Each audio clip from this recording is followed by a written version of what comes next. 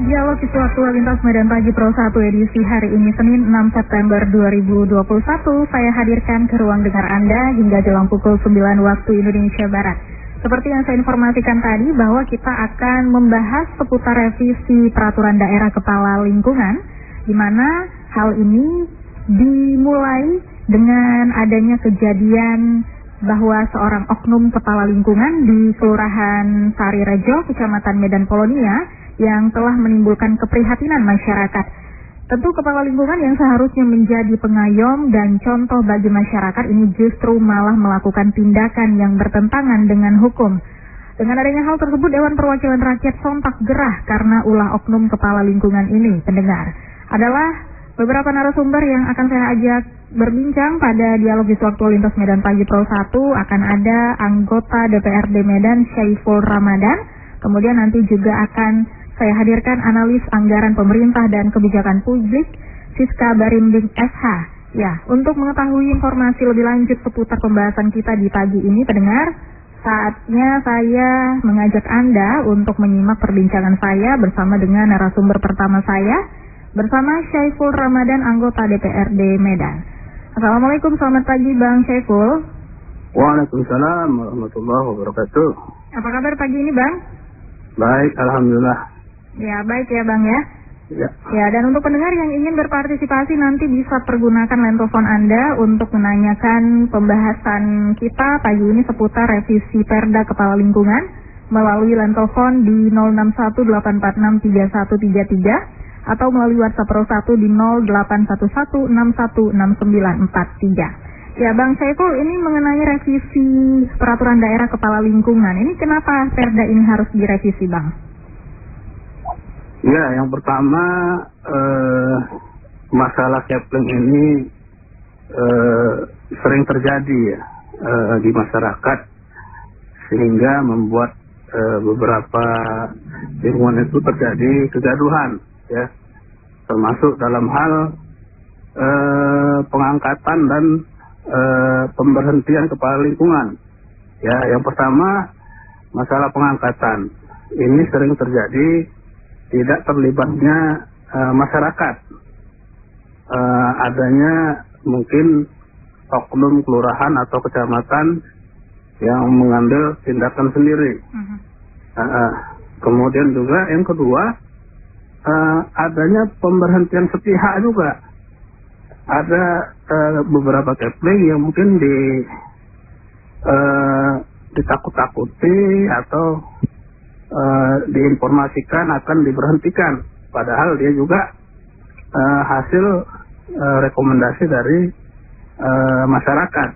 Nah, ini kedua hal ini sering terjadi ya di lingkungan. Kemudian juga yang kedua, persoalan kriteria ya. Nah, kriteria ini juga menjadi sesuatu yang penting. Ya, salah satu contoh masalah keterlibatan kepala lingkungan terhadap kegiatan-kegiatan yang tidak diinginkan. Yang baru-baru ini terjadi itu masalah narkoba ya. Ya. Nah, seharusnya ini segera diterbitkan perwal ya. Walaupun di perda itu ada tercantum, cuma di perwal belum kelihatan. Akhirnya di beberapa tempat yang saya dengar itu para calon kapten itu tidak melampirkan ya. Salah satu syarat menjadi kapten itu adalah bebas narkoba. Nah, ini seharusnya setiap pergantian peng-SK-an Kepling ya harusnya juga dilampirkan syarat terbaru. Nah, agar apa? Agar kriteria bebas narkoba itu bisa per 3 tahun itu masa jabatan Kepling bisa diperbaharui. Mungkin lalu dia nggak terlibat, tapi berikutnya nanti terlibat. Tapi syarat itu nggak ada. Makanya ini juga perlu dipertimbangkan. Kemudian yang ketiga yang saya sorot itu adalah masalah seperti kerajaan ya Mbak. Ini sering terjadi di masyarakat. Ya misalkan kepala lingkungan yang lama sudah ya bahkan sudah puluhan tahun ya menjabat sebagai Kepling lalu meninggal misalnya. Ya. Kebiasaannya itu lurah langsung mengangkat anaknya. Nah, ketika kita tanya dalihnya untuk penghargaan terhadap Kepling tersebut. Nah, ini kan sebenarnya tidak dibenarkan juga, walaupun memang ada sebagian daerah yang seperti itu, tapi memang dia bagus. Tapi mayoritas itu masyarakat tidak menginginkan. Nah, saya dalam hal ini kemarin menyuarakan agar adanya periodisasi kepala lingkungan. Baik. Iya, masa jabatan kan ada ya. Masa jabatan per 3 tahun. Tapi periodisasinya nggak ada saya lihat. Nah, ini salah satu yang ingin saya soroti. Ya cukuplah misalnya kepala lingkungan itu, ya kalau presiden aja 2 periode kan. Ya Kepling saya rasa 3 periode pun cukup lah. Ya kan 10 tahun dia menjabat. Nah, udah diganti regenerasi gitu. Sehingga ada apa namanya kepemimpinan yang baru di lingkungan. Baik. Jadi mungkin itu Mbak beberapa hal yang saya soroti. Ya. Dan ini memang karena perda ini asalnya dari Tempo, ya kami sebenarnya meminta lah supaya Tempo melihat kembali kira-kira dalam perda ini apa yang kurang supaya direvisi, diajukan ke DPRD, dan kita siap bersama-sama Tempo untuk membahasnya lebih lanjut. Mungkin itu Mbak. Baik, Bang Saiful, ini terkait dengan pemilihan yang tadi Bang Saiful paparkan, ternyata selama ini tidak melibatkan masyarakat seperti itu ya? Iya, bukan tidak ya, ada beberapa daerah, ada beberapa mungkin kelurahan atau kecamatan, tapi mayoritas yang saya dengar itu begitu Mbak. Karena kewenangan penuh itu memang di dalam perda itu diserahkan kepada camat dan lurah. Baik, apakah sebelum memilih seorang kepala lingkungan ini ada langkah-langkah yang harus dipenuhi seperti persyaratan tadi ya, oleh si Kepling tadi? Iya. Persyaratan apa saja itu yang harus dimiliki seorang Kepling? Iya, itu kalau nggak salah saya ada beberapa poin ya di dalam perda. Nah, di antaranya itu mungkin saya buka dulu ya. Persyaratannya itu fotokopi ijazah ya, fotokopi KTP yang dilegalisir oleh camat. Nah, ini salah satu ketentuan ini masalah KTP. Ya, harus yang berdomisili di lingkungan tersebut. Nah, ini juga ada beberapa terjadi lurah dan Kepling mengangkat Kepling yang bukan KTP lingkungan tersebut. Baik, artinya memang selama ini ditemukan masih banyak Kepling yang tidak memenuhi syarat seperti itu Bang Saiful ya? Iya, masih banyak lah. Dengan kejadian seorang kepala lingkungan yang terkait dengan kasus itu, apakah sudah memenuhi syarat?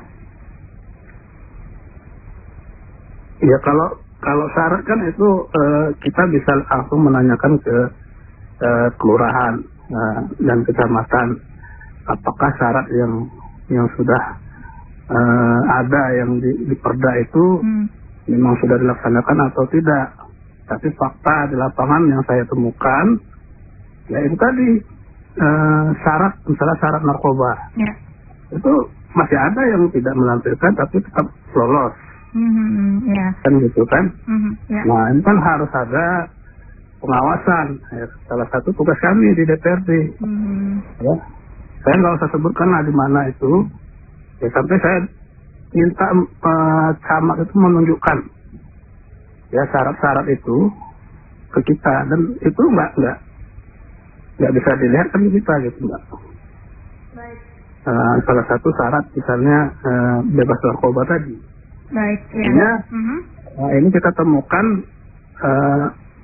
ada oknum lurah atau camat yang ya dalam tanda kutip tidak menjalankan perda yang sudah ditetapkan ini. Baik, ya. Bang Syaiful, ini sudah ada pendengar kita yang ingin bergabung, kita sapa terlebih dahulu ya. Boleh. Halo, selamat pagi. Assalamualaikum, selamat pagi. Waalaikumsalam. Iya. Pak Parulian Selitonga, izin bertanya Pak. Iya, silakan Pak Parulian. Ya, iya Pak DPR Kota Medan. Ya, menarik ya, ini pembahasan tentang kepala lingkungan gitu. Tadi Pak DPR sudah menyampaikan 3 hal bagaimana permasalahan tentang catering ini terkena kasus narkoba misalnya, seperti apa nanti Perda mengaturnya, terus bagaimana keberlanjutannya, apakah harus diturunkan oleh dinasti orang tuanya yang tadinya begitu dengan pemilihan.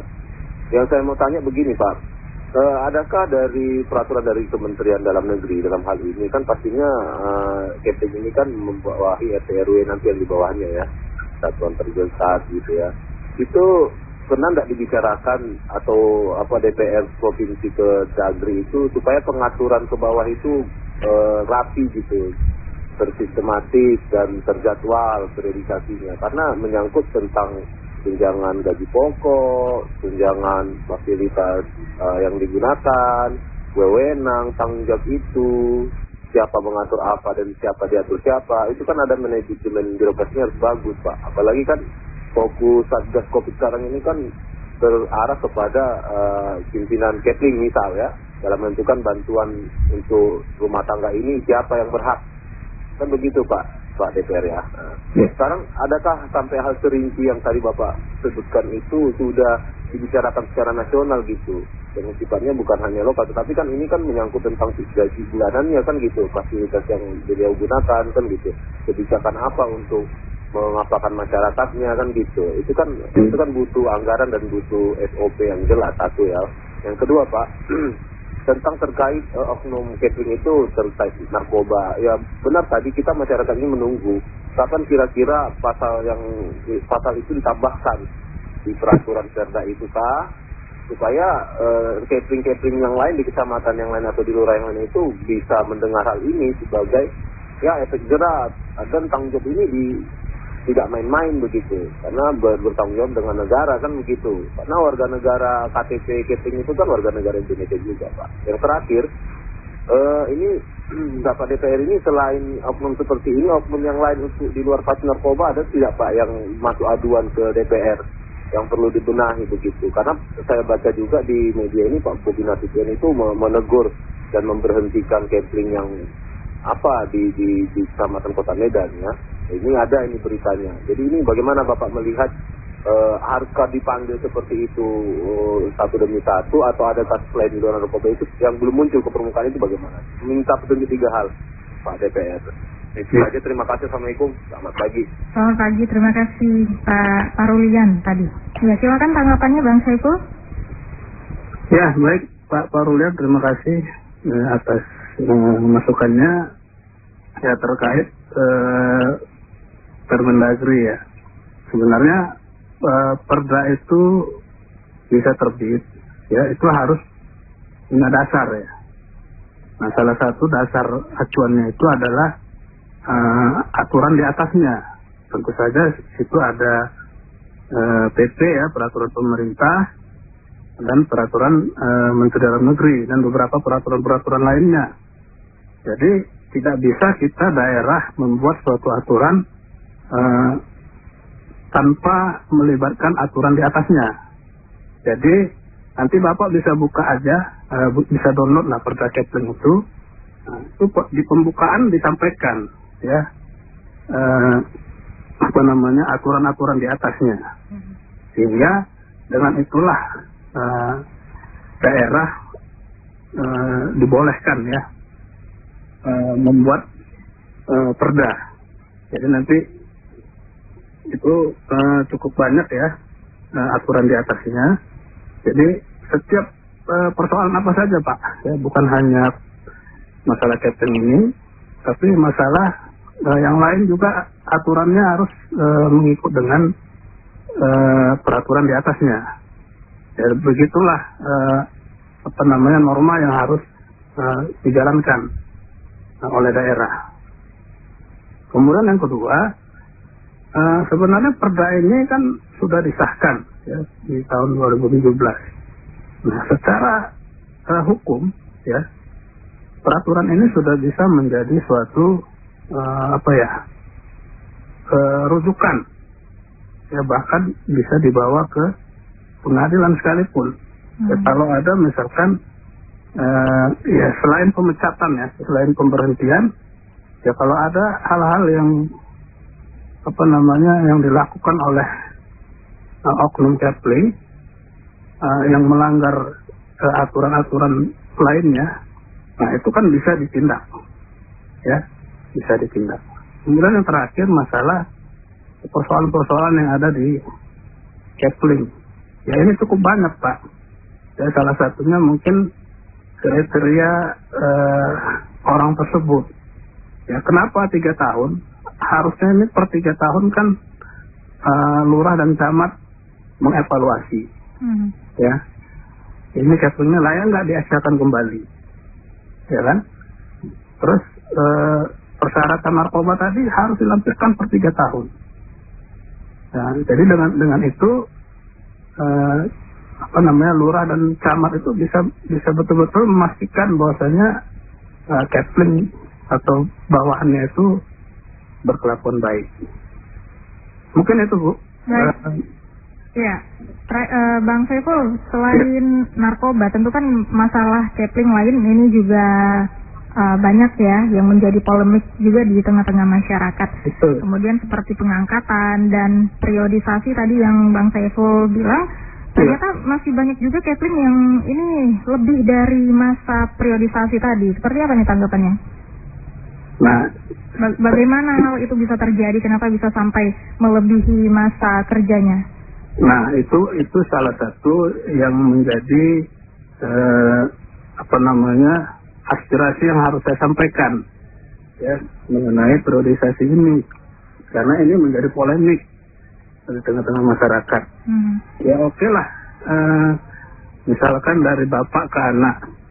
Tapi kalau periodisasi ini ada, ya kalaupun nanti dari bapak ke anak ya cukup 3 periode. Nah, di dalam perda ini memang tidak tertuang periodisasi itu.